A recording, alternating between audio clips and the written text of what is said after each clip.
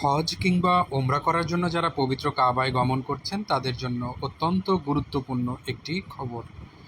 এতদিন আপনারা পবিত্র কাবার ভেতরে নামাজ পড়ার জন্য কোনো নির্দিষ্ট শিডিউল ছিল না। হঠাৎ হঠাৎ অনেক সময় এই হাতিমে কাবার অংশটা খুলে দেওয়া হতো। অনেকেই সুযোগ পেতেন, আবার অনেকেই পেতেন না। অনেকের মনের মধ্যে একটা প্রশ্ন ছিল যে কোন সময় গেলে আমরা এই হাতিমে কাবার ভেতরে নামাজ পড়তে পারবো। কিন্তু এটার সমাধান এতদিন ছিল না। কিন্তু এখন থেকে একটি নতুন নিয়ম করা হয়েছে। এই নতুন নিয়ম অনুযায়ী আপনি চাইলেই হাতিমে কাবা অর্থাৎ কাবার ভেতরে বসে নামাজ আদায় করার সুযোগ পাবেন। এখন থেকে রাত 10টা বাজলে এই হাতিমে কাবার জন্য পুরুষদের জন্য এই অংশটা খুলে দেওয়া হবে রাত 10টা থেকে রাত 2টা পর্যন্ত। এই সময়টা পুরুষরা চাইলে হাতিমে কাবার ভেতরে নামাজ পড়তে পারবেন। আর মহিলাদের জন্য সময় নির্ধারণ করা হয়েছে সকাল 7টা থেকে দুপুর 11টা পর্যন্ত। এই সময়টা মহিলারা চাইলে হাতিমে কাবার ভেতরে নামাজ আদায় করতে পারবেন।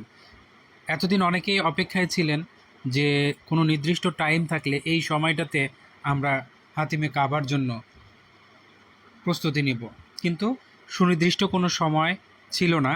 যে কোনো সময় ওদের ইচ্ছা স্বাধীন সময় ওরা খুলে দিত। এতে অনেকেই ঢুকতে পারতেন এবং অনেকেই এটা থেকে বঞ্চিত হতেন।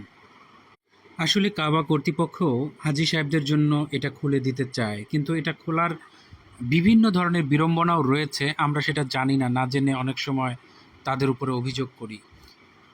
এখন থেকে রাত 10টা থেকে শুরু করে রাত 2টা পর্যন্ত পুরুষরা সেখানে নামাজ পড়ার সুযোগ পাবেন। কিন্তু দেখা যাবে অনেক মানুষ এখন এই হাতিমে কাবা প্রবেশ করার জন্য এই জায়গাটাতে ভিড় তৈরি করবে।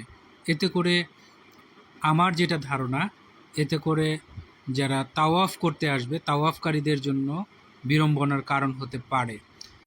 আসলে তাওয়াফ করার এই জায়গাটি নির্দিষ্ট। এই ছোট্ট জায়গার চারপাশ দিয়ে যখন তাওয়াফকারীরা ঘুরতে থাকেন, এরই মধ্যে হাতিমে কাবায় প্রবেশ করা খুবই কষ্টসাধ্য একটি ব্যাপার। অনেকেই দেখা যাবে হাতিমে কাবার এই চারপাশে একটা জটলা তৈরি করে ফেলবে। তো এমন একটি ব্যবস্থা যদি থাকতো যেটা নিচ দিয়ে ঢুকে হাতিমে কাবায় প্রবেশ করা যাবে এবং যার মাথাটা দূরে এক মসজিদের এক কোণায় থাকবে, এরকম হলে হয়তোবা এই জ্যামটা ঠেকানো যেত।